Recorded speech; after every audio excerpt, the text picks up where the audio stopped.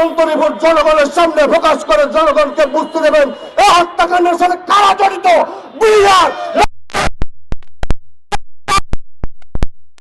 কর্মকর্তা এটা আপনি প্রমাণ করে দিতে হবে। মিডিয়ার পরিবারের সকল সদস্য এবং উপস্থিত সকল জনতা, আসসালামু আলাইকুম ওয়া রাহমাতুল্লাহ। আমি আজকে শ্রদ্ধার সাথে স্মরণ করছি 2009 সালে পিলখানায় মহাপরিকল্পিত তৎকালীন সরকারের গঠিত হত্যাকাণ্ডের ৭৪ জন শহীদকে। আমি শ্রদ্ধার সাথে স্মরণ করছি যে সমস্ত বিডিআর সদস্য রিমান্ডের নামে তাদেরকে হত্যা করা হয়েছে তাদের প্রত্যেককে। প্রিয় উপস্থিতি, আমি সংবাদ দীর্ঘায়িত করবো না, সংক্ষিপ্ত বলবো, আমার পূর্ব বক্তারা সবকিছু বলে গেছেন। আমি তিনটা বিষয়ের উপর কথা বলবো।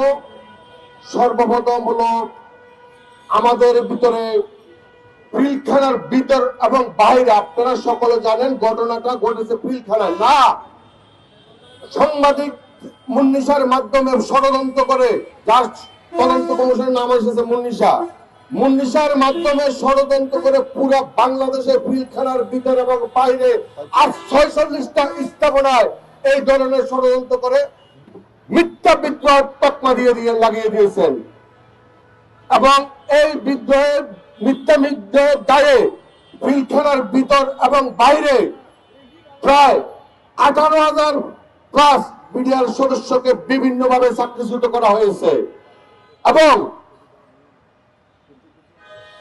850 জন বিডিআর সদস্য তাদেরকে ফৌজদারি মামলায় কারাগারে রাখা হয়েছে। তার মধ্যে বর্তমানে অনেকে জামিন পেয়েছে এবং অনেকে এখনো জামিন পায় নাই। আমরা দাবি করব এবং দাবি জানাচ্ছি বর্তমানে যারা নিরপরাধ বিডিআর সদস্য কারাগারে আছে তাদেরকে দ্রুত যেন জামিনের ব্যবস্থা করা হয়। প্রিয় উপস্থিতি, আমরা যারা বিশেষ আদালত, সিভিল সামাজিক কোর্ট, ডিজি সামাজিক কোর্ট, মানে তৎকালীন সরকার প্রধানমন্ত্রী শেখ হাসিনা কালো আইন তৈরি করে বিডিআরকে বিভিন্ন ভাবে সাজা দিয়েছেন। 18,000 প্লাস প্রত্যেক বিডিআর সদস্যকে দ্রুত সম্মানের সহিত চাকরিতে ফেরত বহন করতে হবে এবং আমি আরো দাবি জানাচ্ছি আমাদের সকল প্রকার সুযোগ সুবিধা আমাদেরকে দিয়ে দিতে হবে।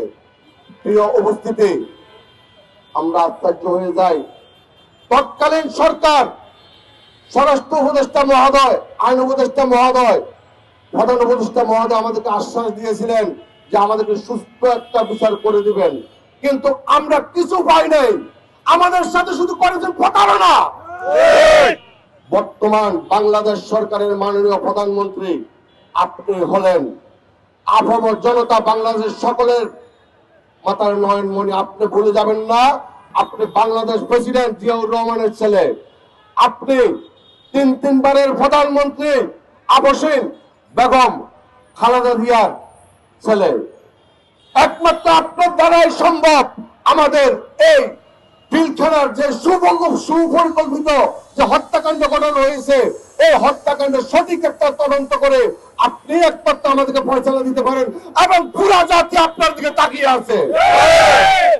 আমরা চাচ্ছি এবং আপনার কাছে দাবি জানাচ্ছি মেজর জেনারেল আলম ফজলুর রহমান সাহেবকে যে একটা শর্তযুক্ত স্বাধীন তদন্ত কমিশন গঠন করে দিয়েছিলেন, ওই শর্তযুক্ত স্বাধীন তদন্ত কমিশনে 2 অনুধারাতে লেখা আছে পূর্বে যাদের বিচার হয়ে গেছে তাদেরকে ব্যতি রেখে না, তদন্ত যখন সকলের হয়েছে, অতএব প্রত্যেককে এর আওতায় রেখে আমাদেরকে সুযোগ সুবিধা দিতে হবে। এবং পূর্বের আলমুর রহমান ফজলুর রহমান স্যার বলে গেছেন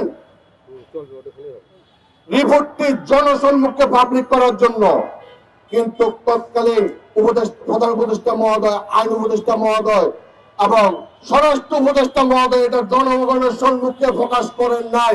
আমরা চাই মাননীয় প্রধানমন্ত্রী তারেক রহমান স্যার আপনি দ্রুত এই তদন্ত রিপোর্ট জনগণের সামনে প্রকাশ করে জনগণকে বুঝতে দেবেন এই হত্যাকাণ্ডের সাথে কারা জড়িত।